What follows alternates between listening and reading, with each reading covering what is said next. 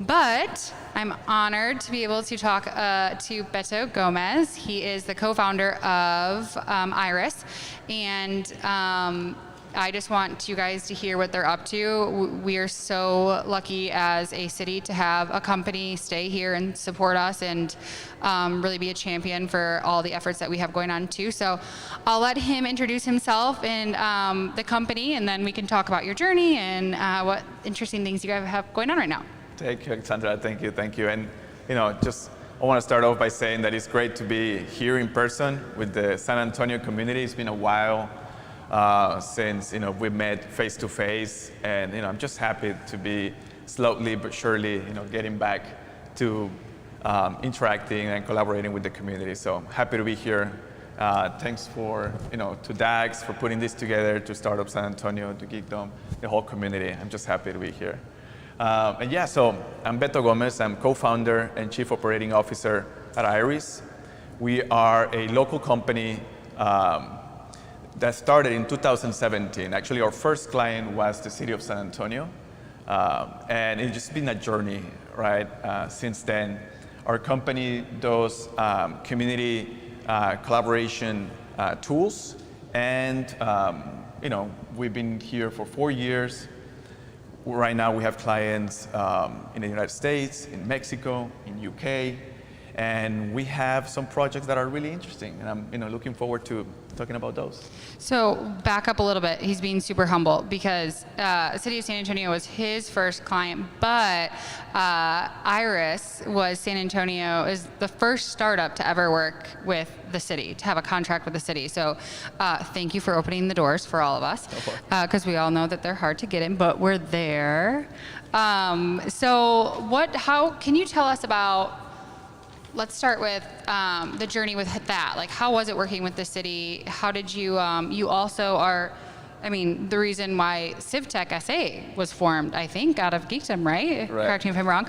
Right. So can you tell us how that happened? Of course. So just to give some more context, before being Irys, we were called City Flag. So we started, working with governments. We were a civic tech company back then. And we just developed a tool that was looking to improve the communication between citizens and cities, right? We needed a tool that was engaging, that was fun to use, because at that time, all communication tools were transactional, meaning that you were just sending a report, a service request, and that was about it. You never heard back. So we, worked hard in thinking about how can we improve that collaboration and that experience. And so we integrated a lot of social components into our products. We added gamification, leaderboard, meaning that the more you participated, the more points you get, the more recognition. And we managed to create a very, very engaging platform. Right now, this application has over 80,000 users, and more than 250,000 reports have been successfully resolved.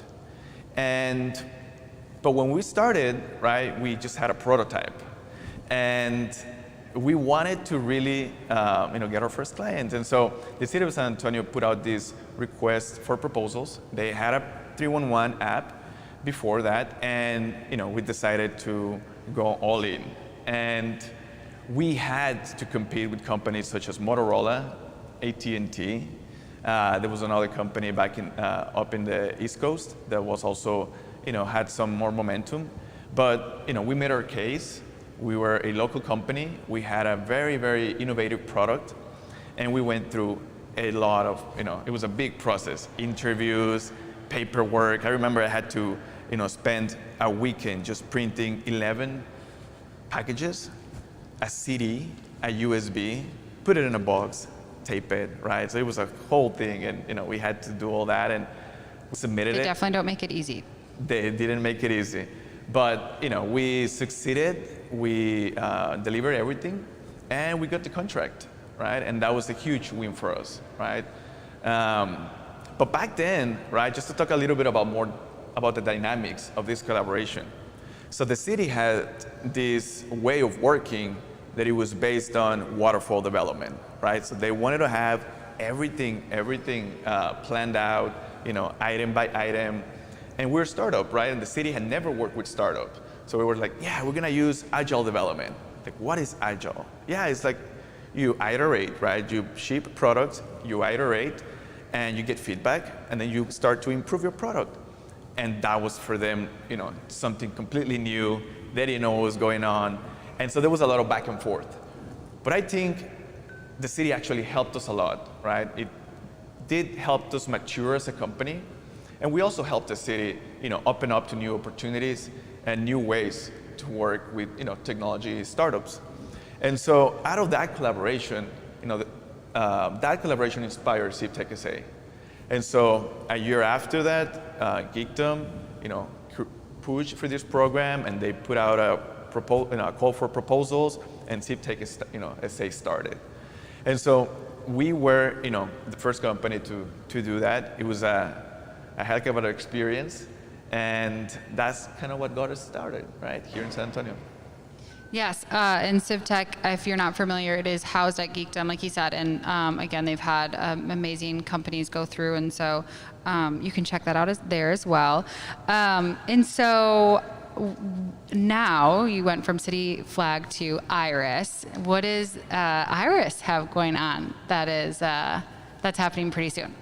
Yeah, so in 2019, we were selected to participate at Techstars. So it was Arcadis Cities of 2030, organized by Techstars, right? So Techstars is a very popular accelerator, one of the top 2 accelerators for technology companies in the world. And we participated in this edition that was focused for smart cities. And so we moved to Amsterdam for 3 months to participate in this program. And back, in there, we were working with one of the largest infrastructure companies. Actually, the industry is called architecture, engineering, and construction.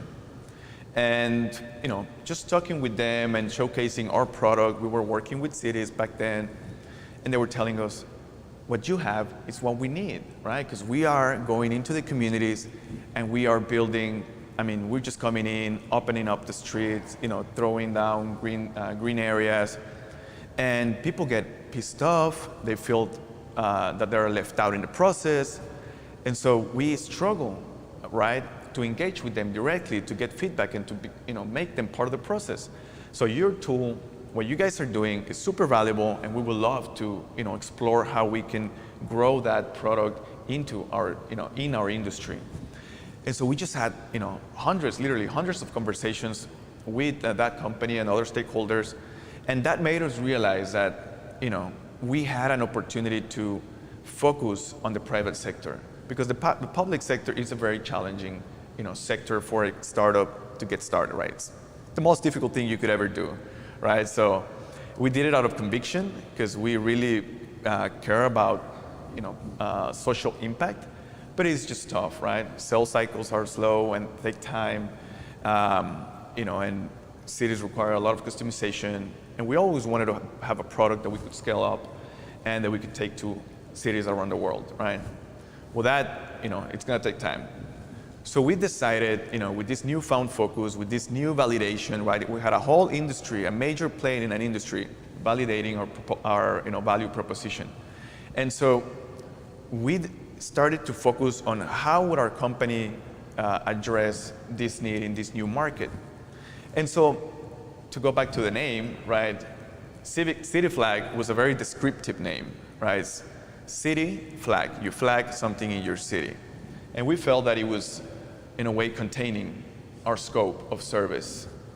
And we just started thinking, right? We went to this very formal and long process of discovering, right, our new maturity as a company, as founders, the new opportunities that we have, and all the projects that we have worked on.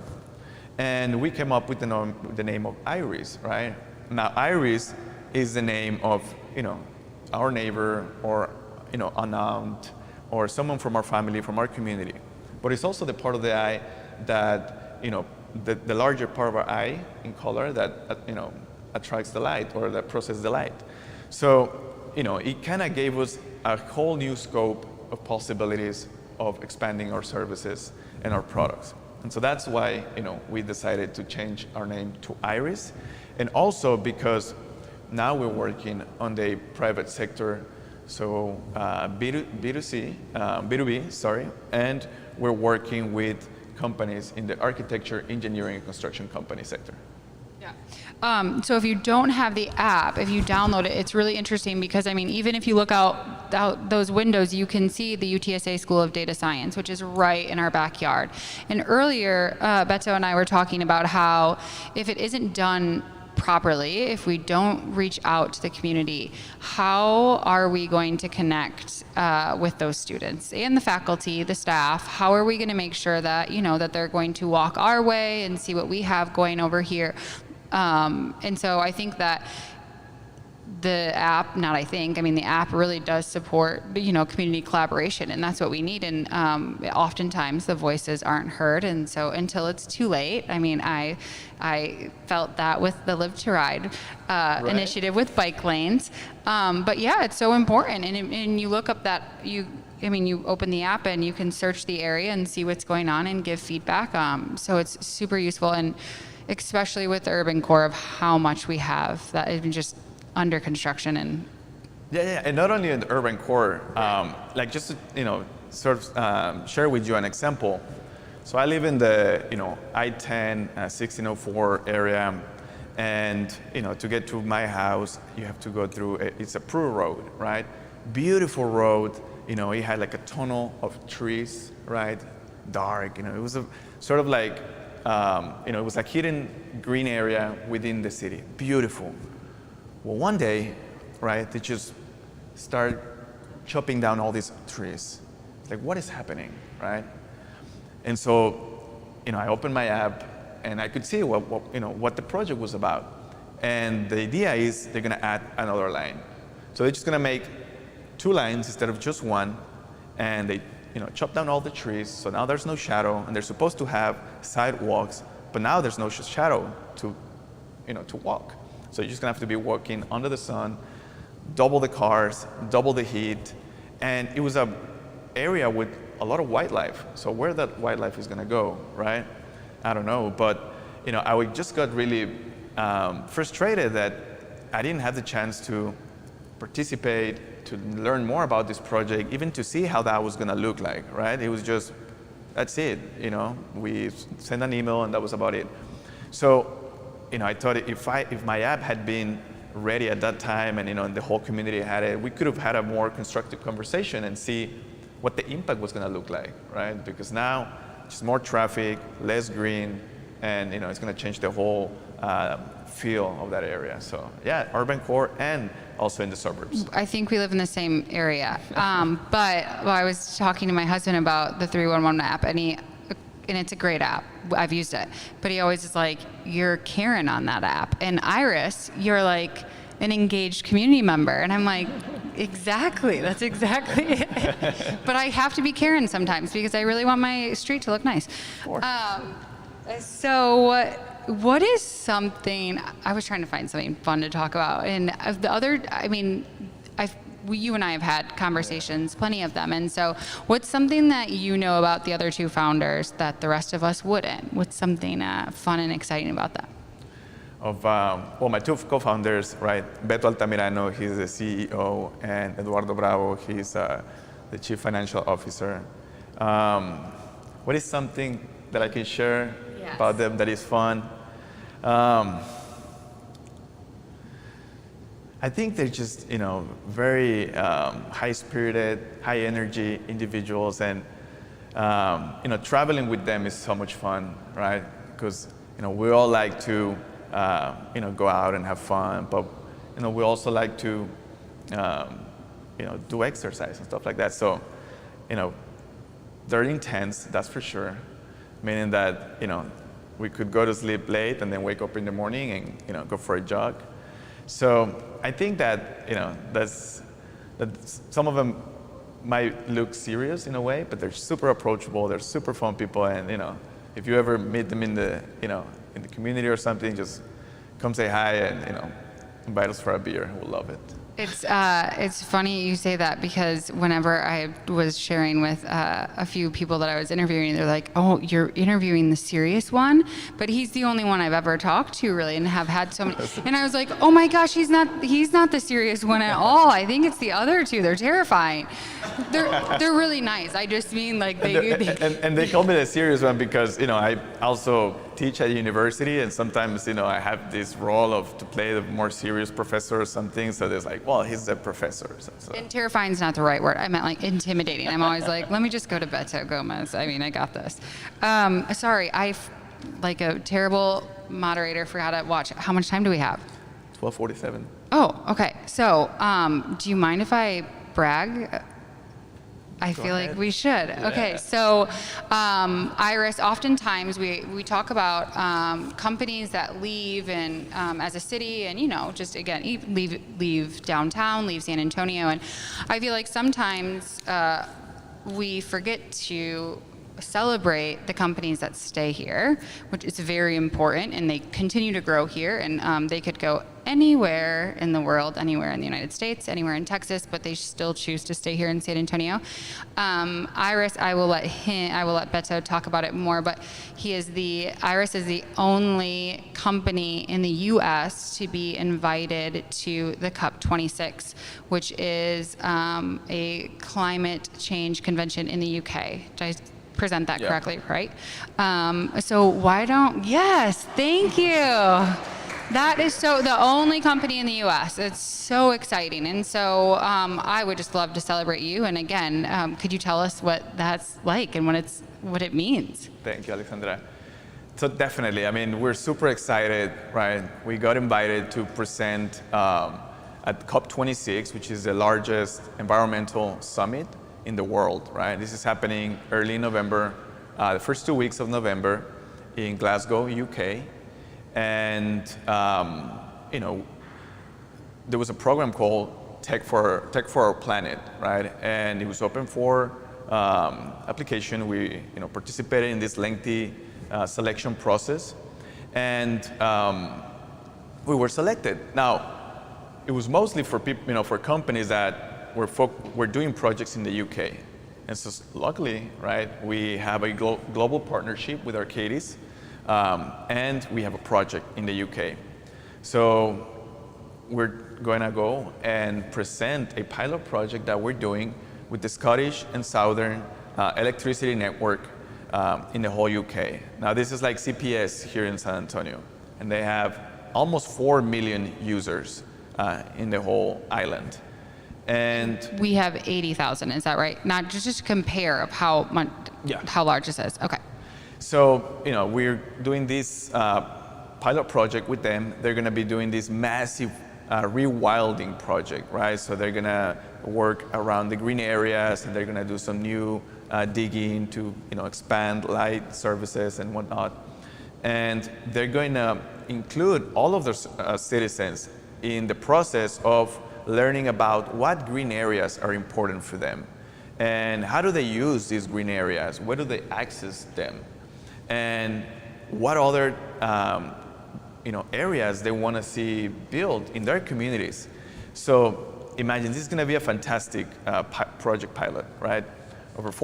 Around 4 million people are going to they're going to download our app, and they're going to be answering surveys and learning about the progress of this project and providing their feedback. So in a way, the whole country is coming together and is having a voice in the process. So I think that is fantastic.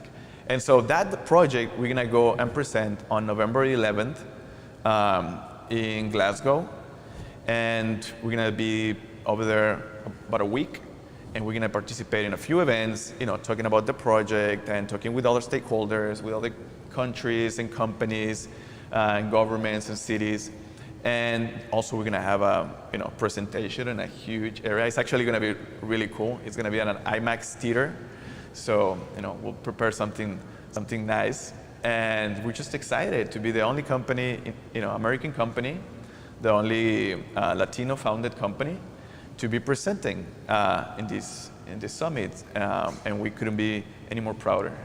I mean, myself, San Antonio couldn't be anymore. And so anybody, PSA, San Antonio, anybody want to shower Beto and Irys with gifts November before he takes off, so we remind him how much we love him, because plenty of people will court him, I'm sure.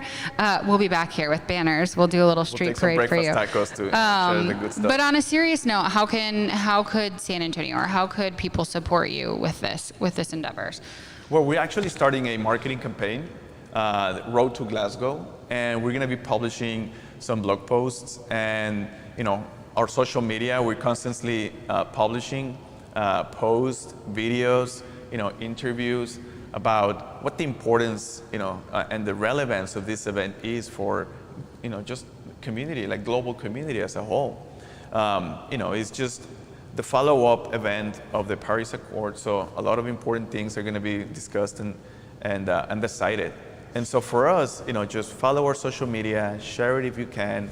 Once we, publish the blog post, read it, share it, and for us that's a lot of help. So I guess that's easy peasy. It's so amazing. I can't say it enough. Is there anything I didn't touch on that you want to touch on? Well, I just wanted to, you mentioned that we decided to stay here, and we're a proud San Antonio company, and just last year we moved to the west side, right? We first started in Geekdom, then we moved to another building where Active Capital is, has their offices, and just recently we moved to the west side, and we just couldn't be more proud to be officing out of that area. It's just developing. There's a new co-working space over there. There's coffee, shotgun coffee. We go often. If you haven't been there, it's really nice, good coffee, and it's a way for us to stay true to our roots, which are community impact, right? Community involvement, social impact, and we're going to be kicking off some projects to collaborate with that community, with the University of Texas San Antonio, and also with other stakeholders such as like 80/20 and other organizations. So, we're happy to be there. I mean, does it get any better than this, you guys? Okay. I mean, are you single? Because for the ladies out there, geez. I'm not. Okay. Sorry, I was kidding. Sorry. Sorry. No.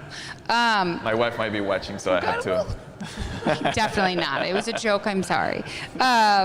Okay. Well, do we have any questions? Is there any questions for you?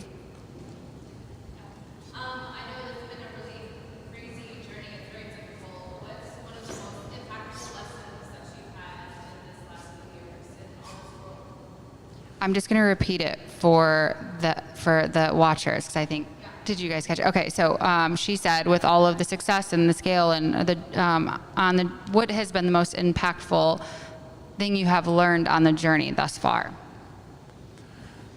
Well, I mean, many things. It's just hard to pinpoint one. I think, as a company, just the ability to recognize, how needs change and what to focus on and how to build a high performance team and recruit people. I think that's been something that I've really tried to learn and incorporate into, our day to day. But also, just to talk about entrepreneurship and, as a founder, I think for me,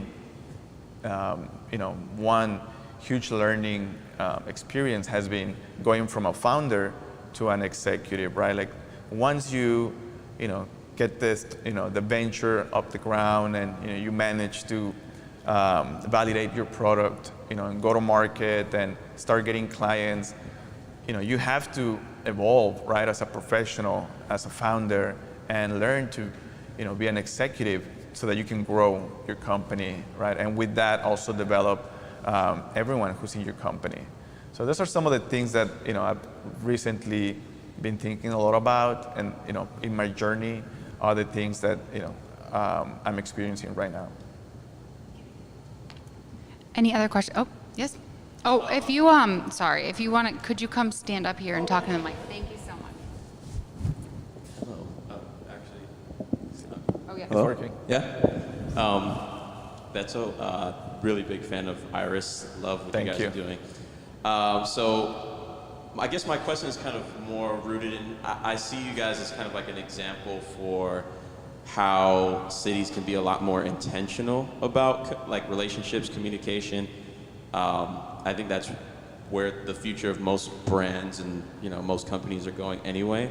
It has to be a lot more about the what you stand on, like what you believe in, what you think, what the people want as well. And so as someone who is also building a social engagement platform of sorts, what advice would you have for someone who wants to go that route, who wants to take more of an intentional approach to building relationships within the community and then also helping people to build relationships with each other? Definitely. If that makes sense. Thank you for your question. Yeah. So as a social impact company, initiative, and how to create this collaboration with other members of the community. And let me just sort of expand a little bit on context, right? So 50% of the world population lives in cities right now. And in 20 years, that's going to be closer to 80%. So urban challenges are not going anywhere, right? This is going to continue to grow. Also, as you know in the news, right now there's a massive infrastructure bill being discussed. And so the way a city transforms itself and the way a city grows, it's going to depend on how much community collaboration happens and how much they participate in the discussions and also in the decisions that are taking place, right? We want to, as a community, we want to be part of that. And so, once we recognize that, that situation, that reality, then, it's, well, how do we organize our community? And how do we, engage people to be more active, participants in the future of the city, right? And how do we participate in the decisions? And so, I will say that, you have to be out there, you have to, reach out to organizations, you have to, create alliances, you have to, support other organizations as well, and find ways for collaboration, right? I think that's key, right? If you want to build a platform that, thrives in community collaboration, you have to reach out to these other stakeholders and support them so they can support you and find ways to get your product or your service or your cause be known. I don't know if that gives you some feedback, but yeah, I mean, it's great. Congratulations, and let us know how we can help. Absolutely. Yeah, of course. I think we had another question. Did you have one, sir? Yeah. Very official. So the last presentation was the Alamo Angels, and they mentioned how important it is to have a staff. And so I'm curious how you went from being the founder, co-founder, to then recruiting a staff. I assume you didn't just put out Craigslist ads like, hey, we're looking for people to help us develop. So how did you find your staff and start growing your company, and where did you find your advisors? Yeah, that's a great question. So about staff and growing an organization, I mean, I could talk for hours about that, right? I've done every mistake that you could ever think of. We've done it, right? We've tried working with staff from all over the world, right? We work with people, in India. We work with people in Asia. We work with people in Latin America, locally, and like I said, we've done many mistakes, but we've also learned a lot, right? Which is why now I'm actually very excited because our company, it's just getting so efficient, and everyone's in such a good spirits, and it's finally you see the culture kind of, growing and into, in our company. And so, as a bicultural company, we are Latinos. We have deep ties with, with Mexico, and so we've been able also to recruit some talent from over there, and we've gotten extremely, successful and strong team members. But also locally, right? We have about 4 people working with us here in San Antonio. And what you have to define the roles that you need to be filled with. And in this particular stage of your company, you want people who can really wear the cap for the company. And they can also wear multiple caps, right? And I think the way that I've done it now that I've learned more is instead of just hiring, I try to recruit. Because hiring, you can just hire someone to do a specific role, right? But if you want someone that is going to do that role, but also is going to bring their ideas and their expertise and can grow in your organization, you want to kind of recruit someone, right? Someone who is willing to, put on the shirt and, go to war with you. And so that's, about how do you build an organization and create a culture, and so that can support your company's growth. And yeah, those are some of the talks that I have. I think there was another question there, right?